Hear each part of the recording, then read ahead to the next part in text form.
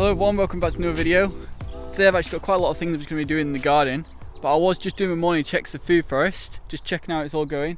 I came across this, which I'm going to have to deal with straight away because it's a bit of a nightmare, and that's definitely on my priority list for today. That is definitely rabbit damage. Look at this, right in my nice new beds, being get ready for spring. It's just gone and done a massive hole. I am all about growing with nature and allowing nature in the garden. I do welcome a lot of wildlife in, but when you have rabbits doing stuff like that, you have got to take a bit of action, because luckily they weren't planted. If they were planted, it would have destroyed a lot of my food and a lot of my seeds. So I'm guessing it got in through this fence here, all along there. So I'm going to go and put like a chicken wire mesh over it, just so that I fill in some of the holes. So I've gone and got some chicken wire fence. I'm going to cover up some of these bigger holes here.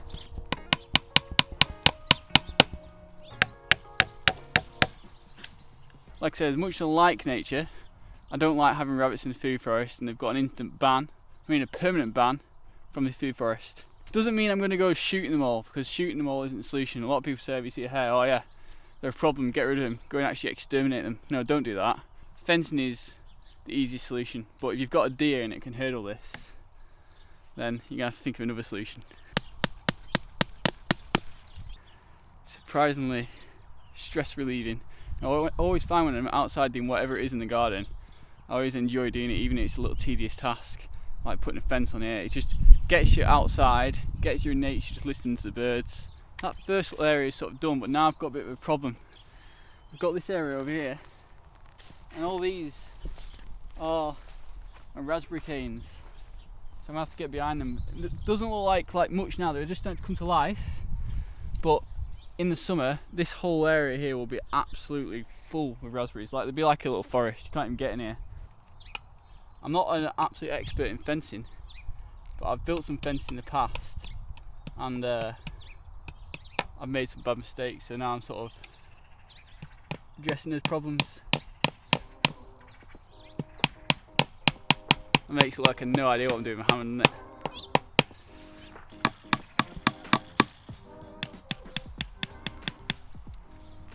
Now the rabbits have got a new barrier to get through. So as you can see, it looks like the big hole's still there, but actually now we've got a nice chicken wire fence all the way along. Just realised I put new fence in. I've put a fence in now, mate. You're gonna have to go around.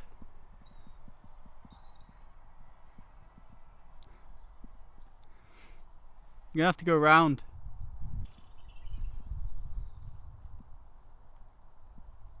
Fly over. If you want some food, come on this side of the fence, I'll give you some. Let's see how intelligent he actually is. Come on, jump over.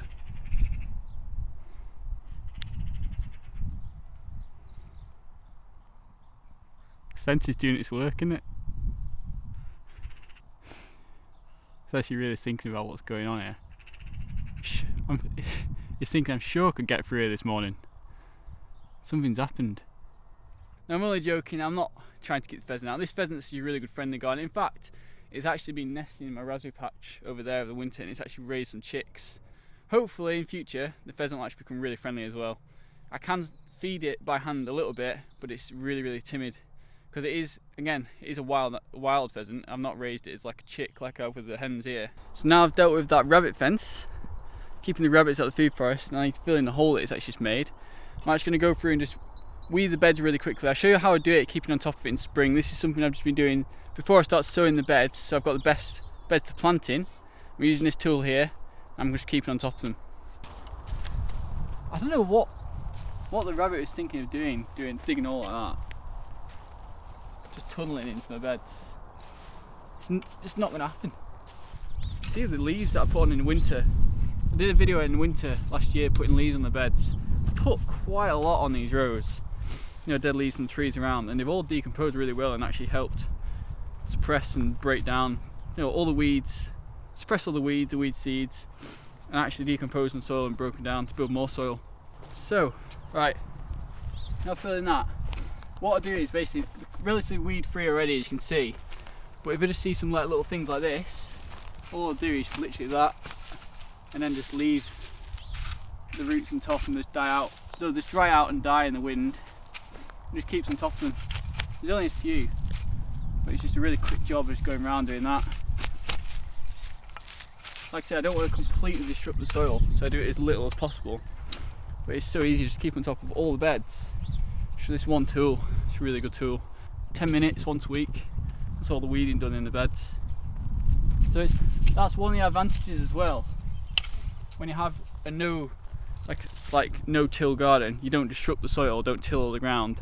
You don't wake up all the weed seeds that were buried underneath all the ground. You actually keep the garden really weed free most of the time because of the fact that, you know, keeping the surface level intact, you're not disrupting the soil level. And that's one of the benefits of using a covering and layer on top year after year, you know, not digging into the ground. I missed that is actually a parsnip that I missed last year. So I dig down a little bit in the soil. Look how good that soil is there.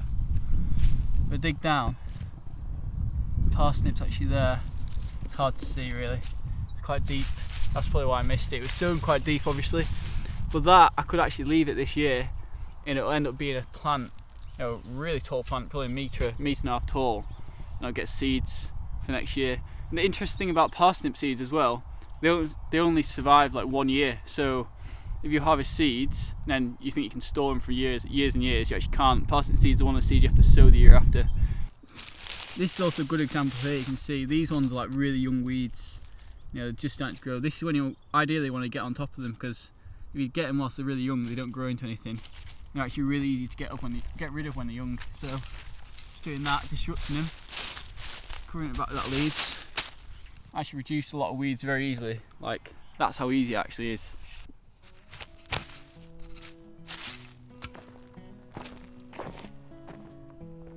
See the rhubarb's just starting to come to life. Like that. Well, what I'm going to do now, going into the hen pen. This is the area where I get most of the actual compost and I put all the dead plants and create compost here. See, I've already put a lot of wood ash on the ground. Wood ash from the wood burner. It's really good feeding the soil. It's got really good, you know, adds a lot to the soil. So on your compost pile, especially when you want to get good healthy soil to put on the rest of the beds, you know, in the winter time, you want to have a good compost mix. But I need to sort it out because it's a bit of a mess. The hens haven't been doing the work too well. Hey, come here. Yeah. Come here. I need a word of you. This isn't decomposing fast enough. You need to get on that and decompose it quicker. I've got so much space to roam around and they don't focus on the area I want anymore. Selfish. So what I'm going to do is I'm going to just create more of a distinct pile. Because there's also as well, this is quite fresh this now. And I want to start letting that completely decompose and then build a new fresh pile here. So I've got two piles going at the same time. Then I can actually get some finished compost. This, by the way, this big plant is actually a purple sprouting broccoli gone to seed. So there's going to be loads of seed pods. I might get loads of purple sprouting broccoli seeds in here, germinating by himself, like I did with that there. That's quite interesting. This is obviously garlic that was in the compost. I've not, I didn't plant that there, and it's growing really, it's growing better than in the beds there. So it shows that the soil is really good quality. It's important when you're having like a compost pile, you do want to make sure, obviously, put no tape or labels on any of the food. It's all like food waste from inside. It's all like organic foods. You don't want any pesticides, herbicides in your compost pile because it contaminate the soil. I want it to be as clean as possible. It's important to have healthy growing medium means a healthy plant. So just pay a lot of attention to what you're putting on the ground and what you're trying to compost.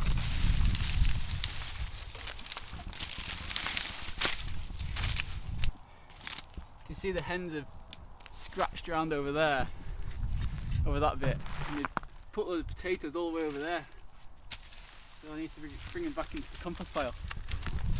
Look how good that's starting to form though, the compost there. That's just like really good compost. Hey! There's so much space to go around in. I'll do a proper video on my hens another time because they're really funny and they're more of a friend. They're not, I don't eat them, don't eat their eggs. We're a companion in the garden. We have a mutual agreement that we're not going to eat each other and we're both going to live off the land. when the hens were more dedicated in the past to helping me out in the garden, I was just able to get compost from areas like this. This is where the wood chips were. You see you pull the wood chips back, all that soil there. We just get a sieve and sieve the wood chips out. It's like really good quality soil and compost. Perfect planting material, really. The other thing is, when there's areas like this, there's usually more weed seeds in it. So when you add it to the bed, you might have to, weed out the initial seeds that you basically woke up when you moved them over into the beds. Well, that's the only disadvantage you can think of. But even that is assuming that weeds are a problem, which they're not, because the weeds have lots of beneficial factors to the soil, like the roots and what they bring. They draw good nutrients into soil. People think weeds take away from the soil. You can't plant next to them. It's actually the opposite. Weeds bring in stuff and energy. I know it doesn't sound very scientific, but weeds are a really good thing to have in the garden, especially if you've got nettles, which you have a lot of nettles over there. When you have nettles coming up in certain areas, it's a sign that they're actually needed. Weeds show up in the areas where they're needed most to fix the soil. So if you've got nettles showing up, it's a sign that's the right plant you want in that area. And not only are nettles a weed, they're actually a really healthy plant to have. You can make nettle teas when the shoots come up in spring. They're actually a really healthy plant.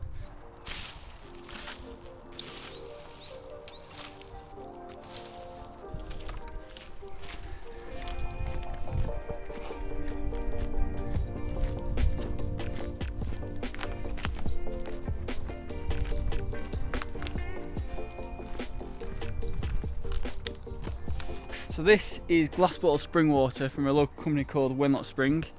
And I always say, obviously growing food is one of the best things you can do for your health, and take control of your own food, make sure you're getting good quality food, because we know by now, if you watch my channel, you probably understand that food in the supermarket is not adequate for health and nutrition. But equally as important than that is actually the water we're drinking. Again, it's probably common knowledge nowadays that tap water is becoming very polluted, so we should be looking for alternatives. And to be honest, glass bottle spring water is probably the best alternative if you haven't got a fresh spring in your property. So that's why I focus on getting buying from a local company, and we get a delivery once a month where they give us a big boatload, which actually makes it really cheap. And it comes in some nice glass bottles that are not only healthier to drink from, less contaminated, it also makes you look like a bit of an alcoholic. I've had that actually on the tennis court a few times, because I've been in a tennis competition and I've drunk a glass bottle of water like this, shaped like a wine bottle. In fact, it actually looks like vodka. That's even worse. By the way, I don't drink any alcohol. I've never drunk alcohol, but this is just for the purpose of the video. I'm just saying, I don't actually drink. But it looks like vodka. People have actually asked me in a tennis court, like, what are you doing? Why are you're playing a tennis competition and you're drinking vodka on the tennis court?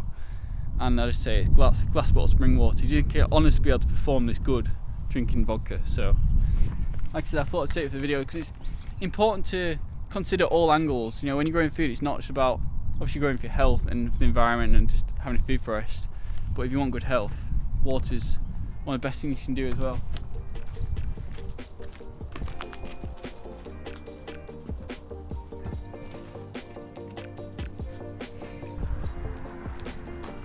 So the last thing I was going to do today was putting away all these logs, but to be honest, I don't think I'm going to get around to it now, because after doing that fence, which I didn't expect to do today because the rabbit came in this morning, I thought better get that done. Taking away my energy doing this, so I think I'm going to have to put it in my diary and log it for later. Logs are a really good heat source. Having a wood burner is like the best kind of heat. It's like a thermal heat, and it's really, really good for, obviously you can use the wood ash as a byproduct as well, and the compost pellets like I showed earlier, but I think we're straight too far away from actually having a natural heat source like this, which is actually renewable, having logs, rather than reverting to the new technologies and all this, smart meters and all this stuff. Go back to the basics. So I'm going to do that later, but I think that rounds off this video. What I've done today in the garden is showing you basically more like a day in the life, I suppose, what I'm actually doing around the food forest.